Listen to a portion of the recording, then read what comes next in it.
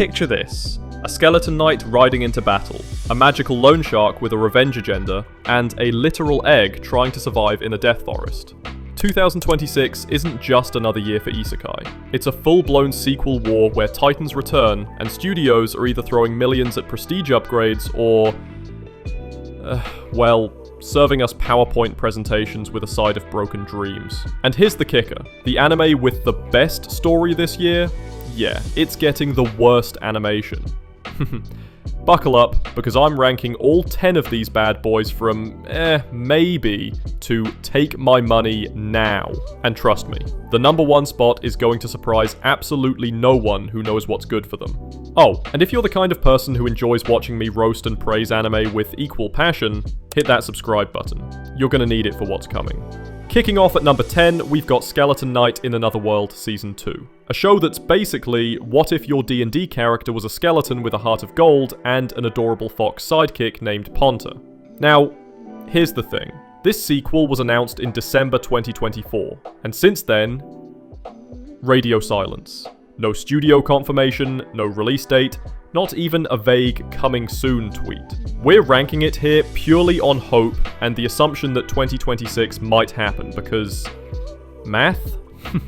The first season aired in 2022 and apparently it did well enough on Crunchyroll's back catalogue that someone said, you know what, let's give the skeleton another shot. Season 1 was surprisingly fun. Arc the Skeleton Knight goes around freeing enslaved elves while Ponta steals every scene by being aggressively cute. But let's be real, this is ranked number 10 because we're basically betting on vibes. It's the anime equivalent of my dad said he's coming back with milk. We want to believe, but we're also not holding our breath. Expectation level, cautiously optimistic with a side of, I'll believe it when I see a trailer. At number 9, we have Re-Monster Season 2, and oh boy, this one's spicy. So the good news, Season 2 was officially announced in September 2025 with a teaser visual. The premise? A guy gets reincarnated as a goblin and levels up by literally eating everything in sight. It's dark, it's brutal, it's survival of the fittest with a side of monster evolution. The bad news? Season 1 was animated by Studio Dean, and Western fans absolutely demolished it. We're talking the animation is terrible and the controversial content is handled poorly levels of criticism. And guess what? There's been no announcement of a studio change for Season 2. So why is Season 2 even happening? Here's the dirty secret. The Japanese production committee doesn't care about your Twitter complaints. Season 1 sold light novels and manga like hotcakes in Japan, which means it did exactly what it was supposed to do. Be a commercial for the source material. This is your reminder that anime quality and anime success are not always the same thing. Re-Monster Season 2 exists not because Season 1 was good, but because it sold. Expectation level? It'll probably happen, but keep those expectations in the basement. Number 8 brings us our first new adaptation. Magic Repo Man dumped by my party, I'll cash in with a cute support fairy to become the strongest. And can we just appreciate that title? It's like someone played an RPG, got kicked from their party, and thought, what if I could repo my magic like I'm some kind of supernatural collections agency? That's literally the plot. Our boy Lent has a gift. He can loan his massive MP reserves to his party members. They use his magic to become powerful heroes, then kick him out because, what have you done for us lately? Classic. But here's the twist. With the help of a devious fairy, Lent discovers he can forcibly repo every drop of magic he ever loaned. With interest. It's petty. It's revenge. It's financial justice in fantasy form. I love it. The studio is Synergy SP.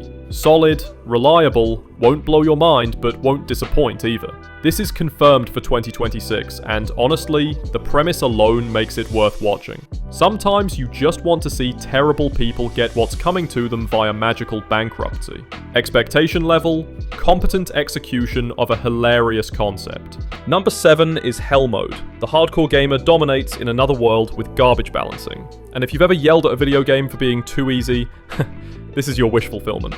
Our protagonist is a 35-year-old MMORPG veteran who's tired of games babying new players. He finds a game promising incomparable challenge, immediately selects Hell Mode difficulty, and gets reincarnated as a baby serf in that world. And here's the kicker. His Hell Mode status means leveling up is basically impossible. But his growth potential is literally uncapped.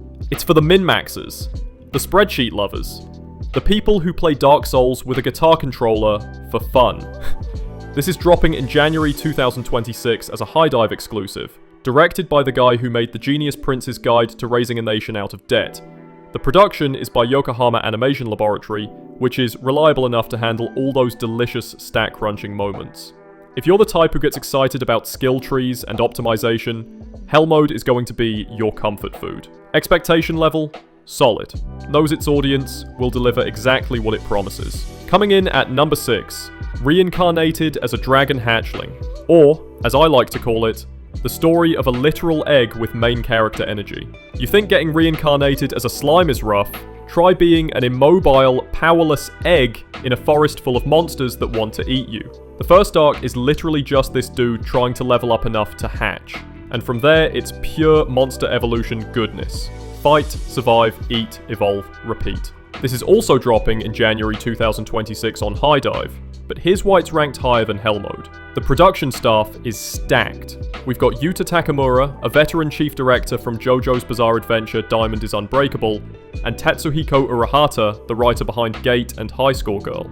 That's an A-list team for a new isekai. When you see a production committee put this much talent behind a show about an egg, you know they're expecting it to be huge.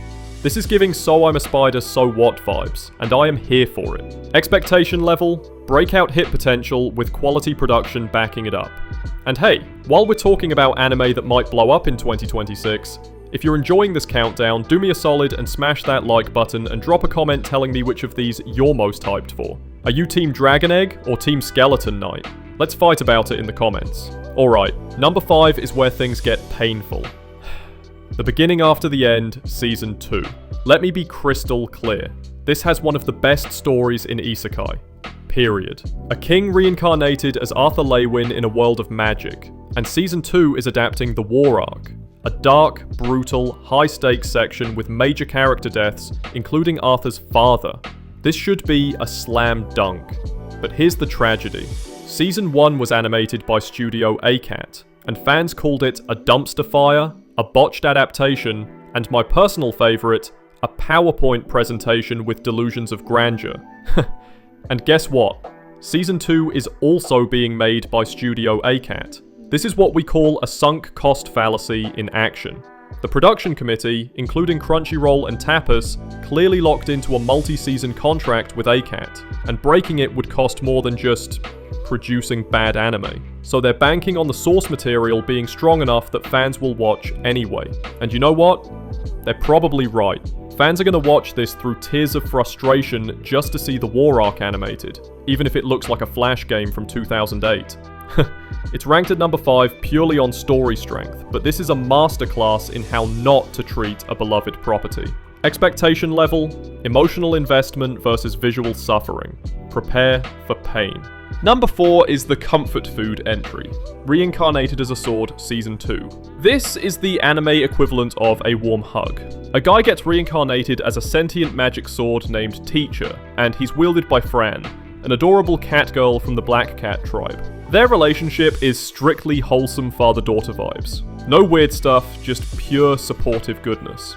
Season 2 is confirmed for fall 2026 as a High Dive exclusive, and here's why it's ranked so high. The entire original staff is returning. Studio C2C, director Shinji Ishihiro from Fairy Tail and Log Horizon, writer Takahiro Nagano, everyone's back. This is the if it ain't broke, don't fix it approach, and it's exactly what a sequel should be. Season 1 had solid animation, great pacing, and well-handled action. Season 2 is adapting the Jean arc, with floating islands and undead kings. Unlike The Beginning After the End, Sword has zero production risk. You know exactly what you're getting. Quality, consistency, and catgirl wholesomeness. Expectation level, guaranteed satisfaction. The safe bets that'll actually pay off. The top 3 is where we enter event anime territory, and number 3 is Overlord Season 5, the final season of Ainzul Gaon's reign. Now, here's the situation. This isn't officially announced yet, but insider leaks and production analysis point to a late 2026 release. The light novel is ending with volume 18, and the first 4 seasons plus the upcoming Holy Kingdom movie have adapted volumes 1 to 14. Season 5 would adapt the final volumes and close out the entire saga of Ainz's world domination. The production is waiting for the author to finish the last volumes, estimated for 2025, before finalizing everything. But when Overlord Season 5 drops, it's going to be massive. We're talking flagship Madhouse production, cinematic dark fantasy, and the conclusion of one of the most influential isekai of all time. It's only ranked number 3 because the 2026 date is still technically speculative. But if it happens, this will dominate the conversation. Expectation level? When it's confirmed, the internet will break. Number 2, Saga of Tanya the Evil Season 2. The Devil of the Rhine returns, and I'm not emotionally prepared. Season 1 aired in 2017. The movie dropped in 2019. Fans have been waiting years for this sequel, and it's finally happening.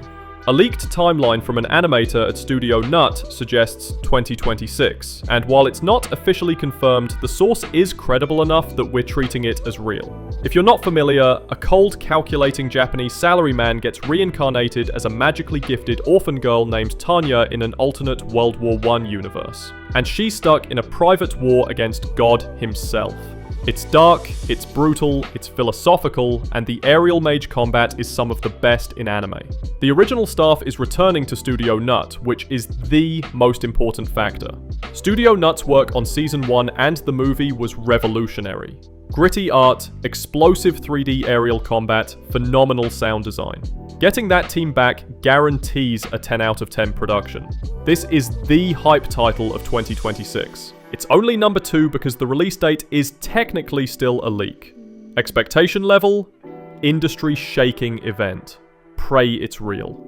And finally, the undisputed champion, your number 1 best upcoming isekai of 2026, Ascendance of a Bookworm, Season 4. This is it.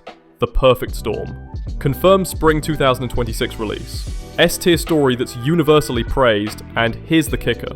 The anime is moving from the studio that handled seasons 1 to 3 to WIT Studio, the legendary house behind Attack on Titan, Vinland Saga, and Spy Family. Let me explain why this is massive. Season 3's animation was rough. Budget was low, and as the story got more action-oriented and magic-heavy, the old studio struggled. The production committee looked at the upcoming arcs, which are even more action and magic-focused, and said, we need to upgrade. So they brought in WIT Studio. This isn't a small decision. This is a high-cost, calculated move to elevate Ascendance of a Bookworm from cozy dialogue isekai to prestige fantasy flagship. Season 4 adapts Part 3, Adopted Daughter of an Archduke, where Mine becomes Rosamine and enters the treacherous world of high noble society. The politics get deeper, the magic gets bigger, and now we have the studio that can actually do it justice. This is what happens when a production committee actually invests in quality. It's the anti-beginning after the end. It's proof that great stories can get great adaptations when the people in charge actually care. Expectation level? Prestige anime event. This is going to set a new standard. So there you have it. 2026 is a wild year for isekai. We've got the wholesome, Reincarnated as a sword, the tragic, the beginning after the end, the absolutely unhinged, Magic Repo Man, and the prestige perfection, Ascendance of a Bookworm. 2026 isn't about the new guard, it's about the return of the Titans. And whether you're here for skeleton knights, dragon eggs, or bibliophile nobles conquering the world one book at a time, there's something for everyone. But here's the thing, isekai isn't the only genre that's been ahead of the curve. If you want to see anime that was so forward-thinking they practically invented the future, you need to check out my video on 10 anime that were way ahead of their time. Trust me, some of these shows predicted trends years before they became mainstream, and it's going to blow your mind. That video is linked right up there. Go watch it after this. Thanks for watching, and I'll see you in the next one. Now, if you'll excuse me, I need to go pre-order every piece of Ascendance of a Bookworm merch before WIT Studio makes it impossible to find. Peace.